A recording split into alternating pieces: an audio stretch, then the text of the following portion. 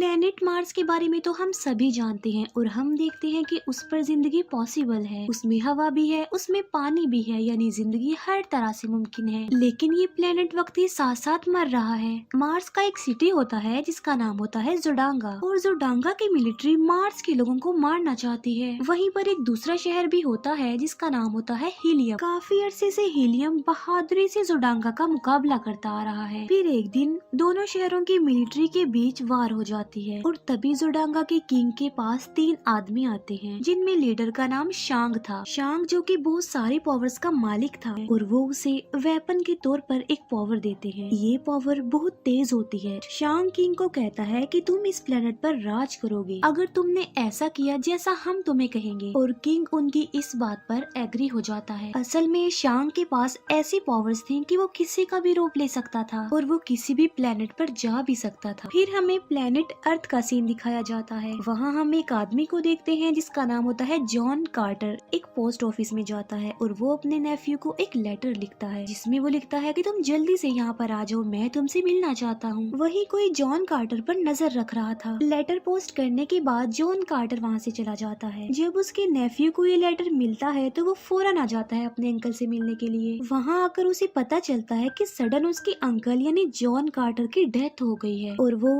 उस जगह पर जाता है जहाँ पर जॉन कार्टर की डेड बॉडी थी, और वो एक रूम था जिसे सिर्फ अंदर से ही खोला जा सकता था। जॉन कार्टर का आदमी उसे बताता है कि हमने उसकी डेड बॉडी को दफन नहीं किया है क्योंकि जॉन कार्टर की लास्ट विश थी कि उसको दफन न किया जाए बल्कि सिर्फ खुले कॉफिन में बॉडी को रखा जाए। वो आदमी जॉन कार्टर के नेफ्यू को एक डायरी देता है जो कि जॉन कार्टर की थी। वो बताता है कि जॉन कार्टर की विश थी कि इस डायरी को सिर्फ मेरा भतीजा पढ़ेगा, इससे शायद तुम्हारी सारी कंफ्यूजन दूर हो जाए, तुम्हें तुम्हारे सारे सवालों के जवाब भी मिल जाए। उस डायरी में जॉन कार्टर ने लिखा होता है कि तुम उन सारी कहानियों पर बिलीव करते थे जो बचपन में मैं तुम्हें सुनाया करता था, लेकिन अब तुम बड़े हो चुके हो, इसीलिए तुम मेरी इस कहानी पर भी बिलीव करो जो मैं तुम्हें सुनाने जा रहा हूँ। और वो उस डायरी को पढ़ना स्टार्ट कर देता है जिसमें लिखा था कि आज से तकरीबन 13 साल पहले मैं एक सोने की केव ढूंढ रहा था, लेकिन उसे कर्नल के लोग पकड़ लेते हैं और प्रिजनर बना लेते हैं। असल में वो जॉन कार्टर को अपने साथ शामिल करना चाहते थे, लेकिन तभी वहाँ दुश्मनों के लोग आ जाते हैं जो कर्नल के सोल्जर पर अटैक कर देते हैं। लेकिन जॉन कार्टर और कर्नल वहाँ से भागने में कामयाब हो जाते हैं और वो जाकर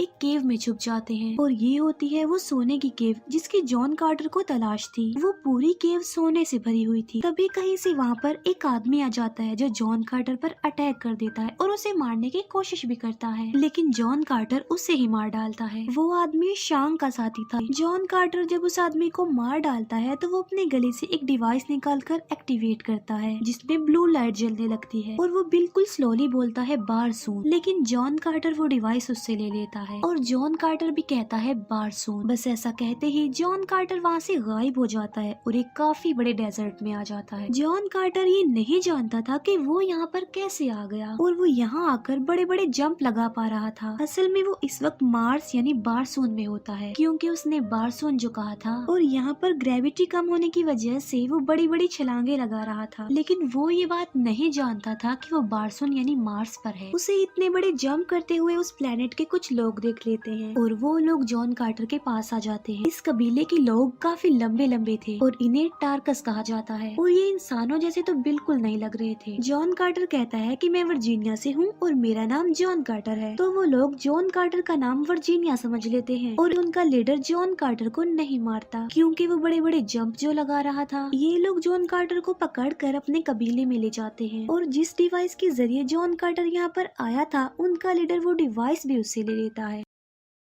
आसमान में जोडांगा और हीलियम की फाइट हो रही होती है। हीलियम का किंग ये बात जानता था कि जोडांगा के किंग के पास नावी लाइट है जिसका कोई भी मुकाबला नहीं कर सकता, उसके आगे कोई नहीं टिकता। जोडांगा का किंग हीलियम के किंग को कहता है कि मैं तुम्हारी बेटी से शादी करना चाहता हूँ और अगर ऐसा हो जाएगा तो मैं वादा करता हूँ कि मैं तुम्हारे कबीले को कोई नुकसान नहीं पहुँचाऊंगा। और हीलियम का किंग इस बात पर एग्री हो जाता है कि वो अपनी बेटी की शादी जोडांगा के किंग के साथ करवा देगा, लेकिन प्रिंसेस इस शादी के लिए एग्री नहीं होती, इसीलिए वो सबसे छुपकर भाग रही होती है। नीचे टार्कस का कबीला भी ये सब कुछ देख पा रहा था और वो चाहते थे कि दोनों कबीले आपस में लड़कर मर जाएं ताकि मार्स पर हम राज कर सकें। भागती हुई प्रिंसेस प्लेन से गिरने वाली होती है। जॉन कार्टर ये सब कुछ अपनी दूरबीन से देख लेता है और वो अपने लंबे लंबे जंप लगाकर प्रिंसेस को बचा लेता है। जोडांगा का किंग ये देखकर नॉवी लाइट से जॉन कार्टर पर अटैक करने वाला होता है। शांग उसे बोलता है कि ऐसा मत करो, मुझे ये आदमी चाहिए बिल्कुल सही सलामत। जोडांगा का किंग जॉन कार्टर को पकड़ने ही वाला होता है कि नीचे से टार्कस उन पर फायरिंग करने लगते हैं, इसीलिए जोडांगा के लोगों को वहाँ से भागना पड़ता है। टार्कस खुश हो जाते हैं कि वो जंग जीत गए हैं। टार्कस चाहते थे कि जॉन कार्टर उनके लिए लड़े, लेकिन वो इस बात से साफ इनकार कर देता है। टार्कस कहते हैं कि अगर तुम हमारे लिए ना लड़े तो हम इस लड़की को मार डालेंगे, यानी हीलियम की प्रिंसेस को। इसीलिए जॉन कार्टर इस बात के लिए एग्री हो जाता है। प्रिंसेस जॉन कार्टर से पूछती है कि तुम इतने बड़े बड़े जंप आखिर कैसे लगा लेते हो। वो कहता है कि मैं इस बारे में कुछ नहीं जानता, मैं सिर्फ अपने सोने की केव की तलाश में हूँ। प्रिंसेस से जॉन कार्टर को ये पता चल जाता है कि अब वो प्लेनेट अर्थ पर नहीं है, बल्कि वो प्लेनेट मार्स पर है। इस बात से जॉन कार्टर काफी हैरान रह जाता है, लेकिन प्रिंसेस उस पर बिलीव नहीं करती कि क्या वो वाकई अर्थ से आया होगा। इसीलिए प्रिंसेस पूछती है कि तुम इतनी दूर से प्लेनेट पर कैसे आ गए। जॉन कार्टर प्रिंसेस को वो डिवाइस दिखाता है जिसके थ्रू वो यहाँ पर आया था, और वो डिवाइस अब टार्कस के लीडर के पास होती है। इसके बाद जॉन कार्टर, प्रिंसेस और एक टार्कस लेडी मिलकर एक जगह पर जाते हैं। वहाँ जाकर उन्हें एक हॉली रिवर के बारे में पता चलता है और वो एक दीवार भी देखते हैं जिसके जरिए जॉन कार्टर अर्थ पर वापस जा सकता था। फिर वो तीनों अपनी मंजिल के लिए आगे बढ़ जाते हैं। जर्नी के दौरान जॉन कार्टर को ये बात पता चल जाती है कि वो लड़की हीलियम की प्रिंसेस है जो भागकर यहाँ पर आ गई है क्योंकि वो जोडांगा के किंग से शादी करना नहीं चाहती थी।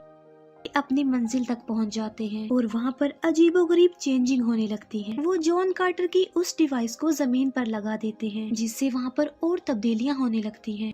एक प्लेनेट से दूसरे प्लेनेट पर जाने के लिए कुछ वर्ड्स होते हैं और उन वर्ड्स को उस डिवाइस के साथ ही बोलना होता है। जब ये लोग वो वर्ड्स पढ़ रहे होते हैं तब वहाँ शांग और उसके साथी आ जाते हैं। शांग अपने साथियों को ऑर्डर देता है कि प्रिंसेस और जॉन कार्टर दोनों को पकड़ लो। प्रिंसेस को पकड़कर वापस हीलियम भेज दिया जाता है और साथ साथ जॉन कार्टर को भी पकड़ लिया जाता है। और जो उनकी तीसरी साथी यानी वो जो टार्कस लेडी थी जो उनके साथ आई थी, वो वहीं पर कहीं छुप जाती है और इसी वजह से वो बच जाती है। महल में प्रिंसेस जॉन कार्टर को बुलवाती है। जॉन कार्टर ये जानकर हैरान रह जाता है कि प्रिंसेस अब जोडांगा के किंग से शादी कर रही है, इसीलिए वो प्रिंसेस से पूछता है कि तुम ऐसा क्यों कर रही हो। प्रिंसेस कहती है कि तुम हम लोगों के लिए लड़ना नहीं चाहते और तुम अपनी दुनिया यानी प्लेनेट अर्थ पर वापस चले जाओगे और मैं जोडांगा के किंग से शादी कर लूं, यही मेरे लोगों के लिए बेटर होगा। और वो जॉन कार्टर की डिवाइस निकाल कर उसे दे देती है क्योंकि अब प्रिंसेस भी वो वर्ड्स जानती थी जिसके जरिए वो वापस जमीन पर जा सकता था। प्रिंसेस जॉन कार्टर के हाथ पर वो डिवाइस रखती है। वो जॉन कार्टर को कहती है कि तुम भी मेरे साथ साथ ये वर्ड्स बोलो। जॉन कार्टर ऐसा ही करता है और वो भी वो वर्ड्स बोलता है, लेकिन जॉन कार्टर आखिरी वर्ड नहीं बोलता। असल में वो वापस जमीन पर नहीं जाना चाहता था क्योंकि अब वो दोनों एक दूसरे को लाइक करने लग गए थे। डोर ओपन होता है और वहाँ पर जोडांगा का किंग यानी प्रिंसेस का होने वाला हस्बैंड आ जाता है। वो जॉन कार्टर को वहाँ पर नहीं देख पाता क्योंकि जॉन कार्टर पहले ही जंप लगाकर ऊपर चला गया होता है। सबके जाने के बाद वो नीचे आता है और वहाँ पर एक लेडी होती है और ये लेडी असल में शांग था जो औरत के रूप में यहाँ पर आया था। शांग अपनी नावी लाइट का यूज करके जॉन कार्टर को अपने कंट्रोल में कर लेता है और तो और वो इस नावी लाइट को जॉन कार्टर के अंदर भी डाल देता है और अब जॉन कार्टर ना तो कुछ कर सकता था और ना ही वहाँ से भाग सकता था। शांग जॉन कार्टर को कहता है कि जब से तुम इस प्लेनेट पर आए हो तुम्हारी पावर्स बढ़ गई हैं। वो कहता है कि असल में मैं तो एग्जिस्ट ही नहीं करता, लेकिन इस राज को छुपाने के लिए हमें बड़ी मेहनत करनी पड़ती है। शांग एक लेडी के रूप में जॉन कार्टर को वहाँ पर लेकर जाता है जहाँ प्रिंसेस और किंग शादी के लिए आगे बढ़ रहे थे और आज रात इनकी शादी थी और उनकी शादी की सारी रस्में भी थी। शांग कहता है कि प्रिंसेस बहुत इंटेलिजेंट है क्योंकि उसने नावी लाइट की जगह और उसकी रियलिटी भी ढूंढ ली है और आज रात दो चांद जब आसमान पर मिल जाएंगे तो हर उस पर्सन को मार दिया जाएगा जो नावी लाइट की रियलिटी जानता है। असल में दो चांद मिलने पर उनकी शादी की रस्म की जाने वाली थी। जॉन कार्टर उससे पूछता है कि आखिर ये सब कुछ करने के पीछे तुम्हारा मकसद क्या है, तुम ऐसा क्यों कर रहे हो, तुम ऐसे जाकर भी तो प्रिंसेस को मार सकते हो ना। शांग कहता है कि ऐसे गेम तो हम पिछले काफी अरसे से ही खेलते आ रहे हैं, तब से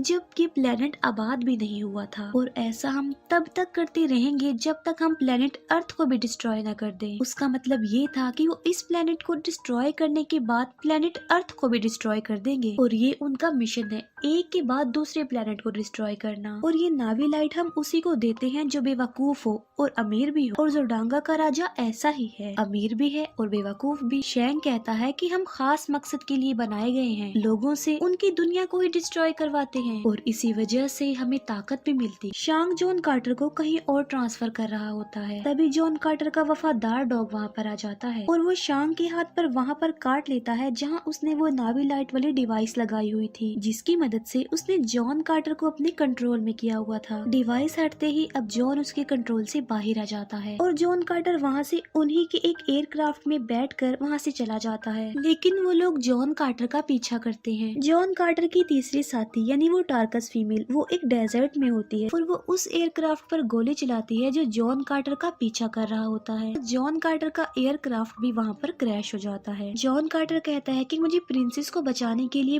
पूरी फौज चाहिए। जॉन कार्टर फिर टार्कस के पास जाता है और जब वो वहाँ पर पहुँचता है तो उसे प्रिजनर बना लिया जाता है, क्योंकि जो टार्कस का पुराना किंग था उसे भी अब प्रिजनर बनाया होता है और एक दूसरा टार्कस धोखा देकर उसकी जगह खुद किंग बन गया होता है। और वो जॉन कार्टर को डिसलाइक करता था और उसे मारना चाहता था, लेकिन पुराने टार्कस के किंग को जॉन कार्टर पर बिलीव होता है कि वो हमारी रिस्पेक्ट वापस दिलवा सकता है। अगले दिन जॉन कार्टर और टार्कस के पुराने किंग को एक मॉन्स्टर जैसे जानवर के साथ छोड़ दिया जाता है, लेकिन जॉन कार्टर उसे मार डालता है और वो उस टार्कस राजा को भी मार देता है जो पुराने राजा की जगह खुद राजा बन गया था। अब दोबारा से वो पुराने वाला किंग फिर से किंग बन जाता है उनका। जॉन कार्टर प्रिंसेस को बचाना चाहता था क्योंकि आसमान पर दोनों चांद के मिलने से प्रिंसेस की शादी की रस्म हो जाएगी और शांग प्रिंसेस को मार डालेगा, लेकिन शादी की रस्म होने से पहले ही जॉन कार्टर वहाँ पर पहुँच जाता है। वो कहता है कि ये जो कुछ भी हो रहा है असल में ये एक साजिश है, क्योंकि जोरडांगा के लोगों ने हीलियम पर अपना कंट्रोल कर लिया है और तुम्हारी शादी की रस्म होते ही वो हीलियम पर अटैक कर देंगे। जोरडांगा का किंग तलवार निकाल लेता है और तभी वहाँ पर वार स्टार्ट हो जाती है। हीलियम का साथ देने के लिए टार्कस की फौज भी वहाँ पर आ जाती है। दोनों कबीले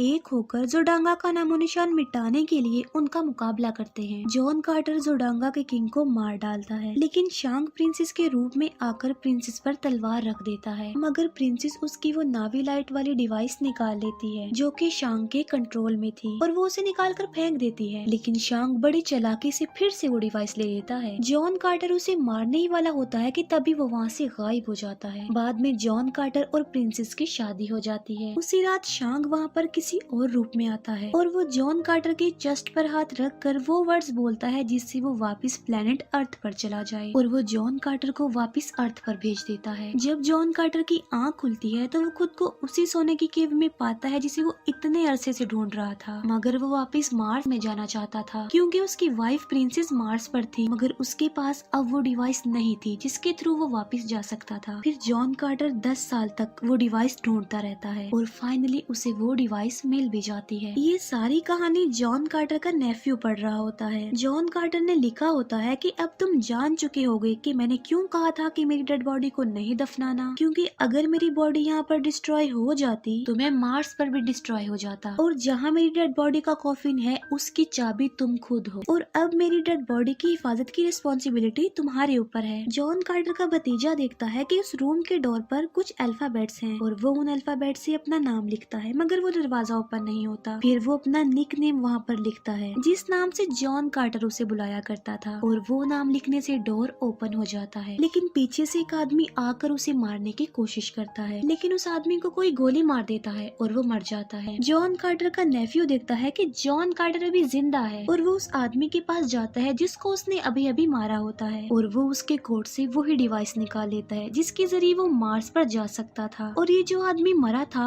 वो शांग था जो रूप बदल कर यहाँ पर आया था। अब क्योंकि शांग किसी भी प्लेनेट पर जा सकता था इसीलिए वो जॉन कार्टर का पीछा करते करते यहाँ भी आ गया। यहाँ पर जॉन कार्टर अपने मिशन में कामयाब हो जाता है और वो अपने नेफ्यू को कहता है कि कोई किताब लिखो, किसी से प्यार करो और जिंदगी का कोई मकसद बनाओ। जॉन कार्टर उस डिवाइस को लेकर एक जगह पर लेट जाता है और वो फिर से मार्स पर चला जाता है और यहीं पर ये मूवी एंड हो जाती है। Thank you for watching.